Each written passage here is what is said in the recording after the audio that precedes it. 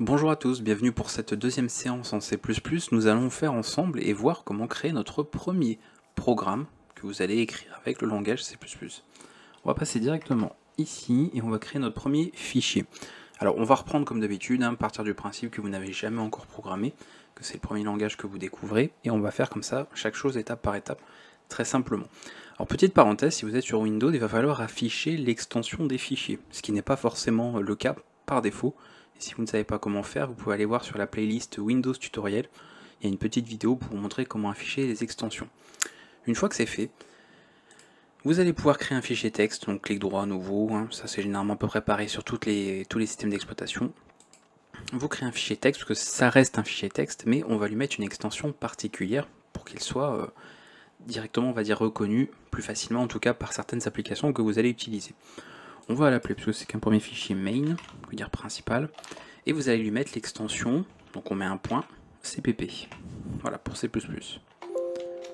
Hop, on l'active. Il faut bien évidemment avoir installé un éditeur, mais ça vous l'avez vu en vidéo d'introduction, donc logiquement vous avez tout ce qu'il faut. Vous avez votre éditeur de code, vous avez, donc d'ailleurs il y a une vidéo, si vous voulez par exemple utiliser Visual Studio Code, vous avez une vidéo dans la playlist aide si jamais, vous voulez un petit guide pour l'installer et le configurer.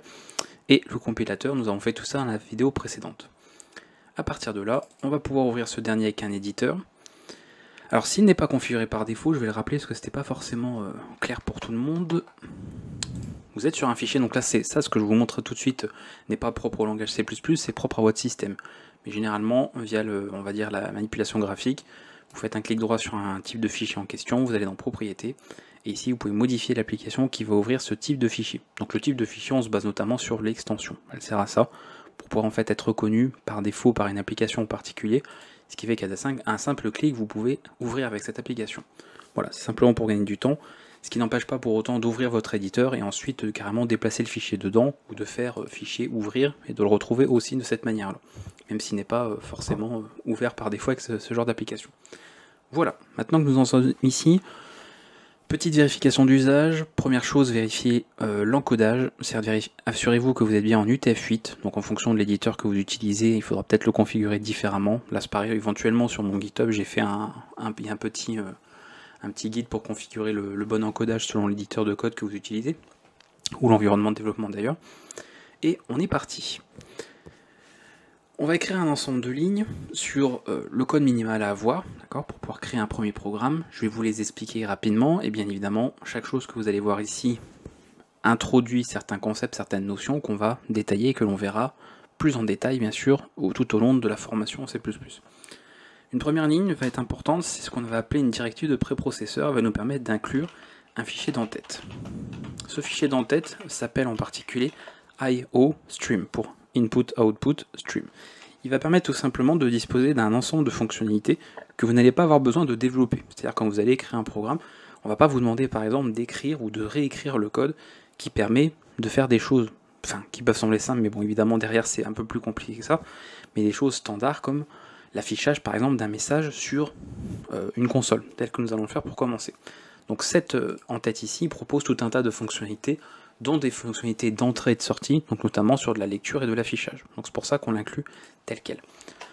Ensuite nous allons définir le point d'entrée de notre programme. Il faut savoir qu'en C++, un programme démarre toujours avec un point d'entrée qui est une fonction qui possède un nom particulier. Cette fonction s'appelle main, d'accord? Elle est donc obligatoire. Si vous n'avez pas de fonction main dans un programme en C++, ça ne fonctionnera pas, d'accord? Il va automatiquement rechercher en fait ce point d'entrée pour démarrer le programme.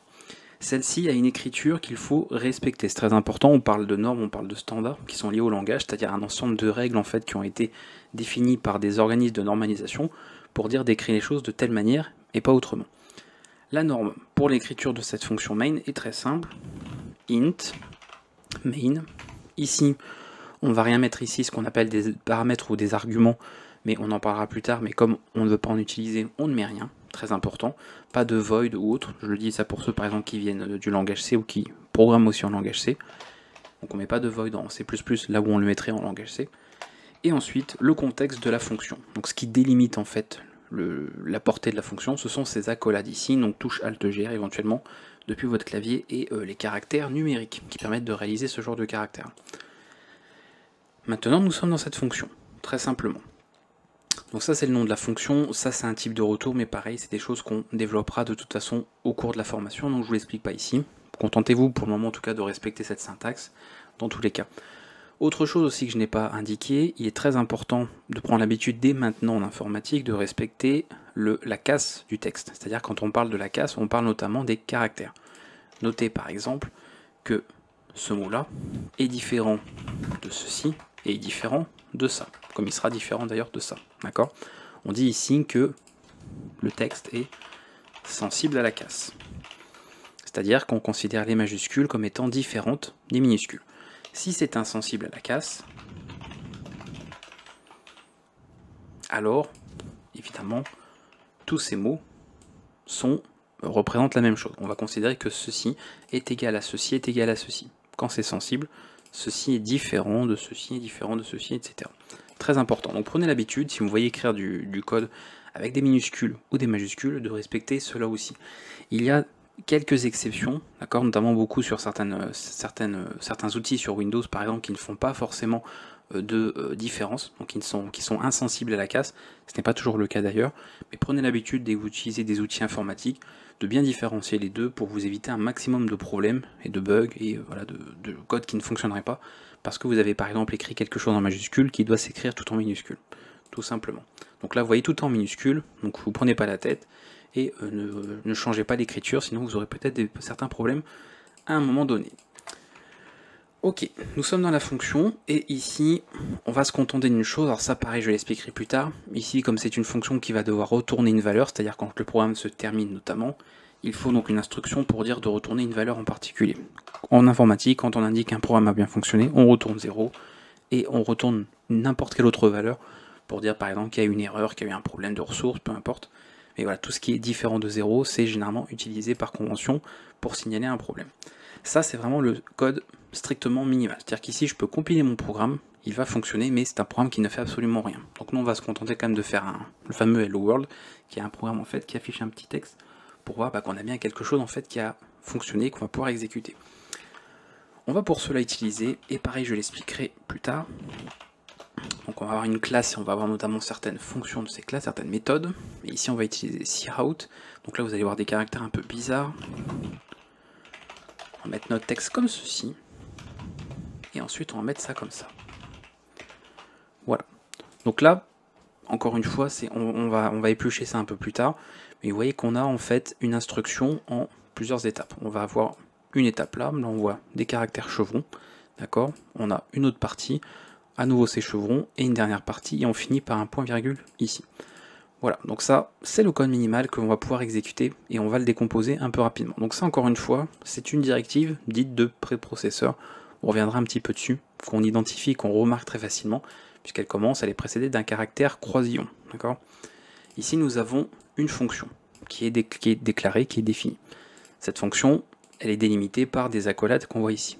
Et nous trouvons ici à l'intérieur de la fonction, donc dans sa portée à elle. D'accord, on parle de portée locale. Dans ces différentes fonctions, nous retrouvons un ensemble d'instructions. Chacune de ces instructions se termine par un point-virgule. Ça permet notamment à l'outil qu'on va utiliser derrière, qui est le compilateur, que je vous ai fait installer dans la séance précédente, de pouvoir séparer ces différentes instructions. D'ailleurs, on pourrait tout à fait mettre tout sur une ligne, ça ne poserait aucun problème. Si vous regardez bien, à ce niveau-là, on peut remarquer que, avec l'ensemble des caractères que nous avons, il n'y aurait aucun problème pour un programme informatique de pouvoir décomposer en fait tout ceci, d'accord, puisqu'on remarque qu'il y a des caractères qui permettent de délimiter chacune des choses, et là automatiquement on peut très facilement redécomposer tout. Bien sûr, vous en tant que programmeur, vous allez essayer de rendre le code le plus lisible possible, c'est tout le but, donc ne vous amusez pas à écrire des programmes sur une seule ligne, ça n'aurait absolument aucun intérêt.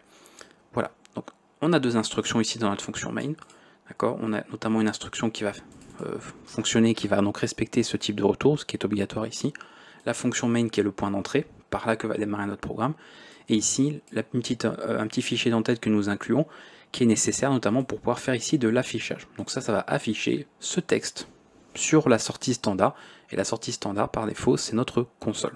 D'accord, donc nous n'aurons pas pour commencer de programme avec une interface graphique, on commencera avec des programmes en console, puisqu'on commence toujours par là, et on verra tout ce qui est graphique pour la suite. Ok, on y va, on va pouvoir maintenant compiler ce programme. Donc la compilation, pour ceux qui veulent un détail bien précis de ce qu'est la compilation et de tout ce qu'il y a en réalité comme étape, vous avez une vidéo pareil sur la playlist aide avec tout ce qui est compilation.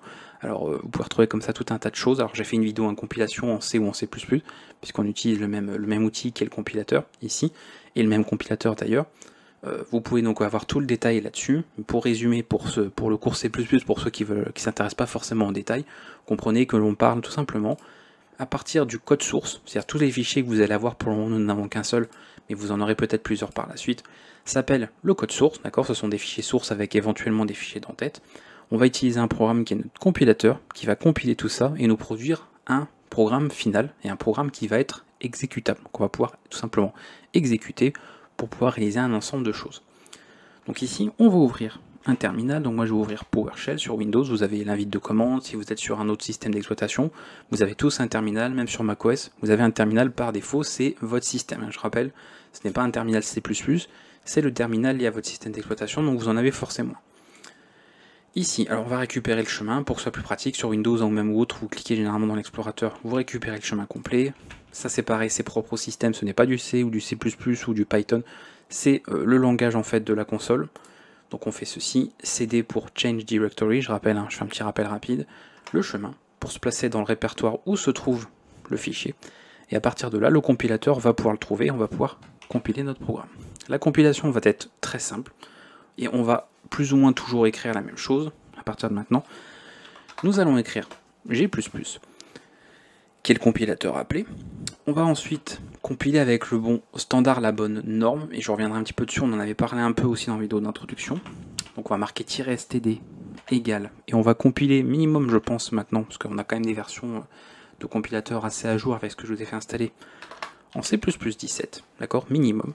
Bon, éventuellement, quand on utilisera certaines fonctionnalités plus avancées, des fois on compilera avec une option encore plus récente, avec un standard plus récent, mais là on va partir en C++ 17.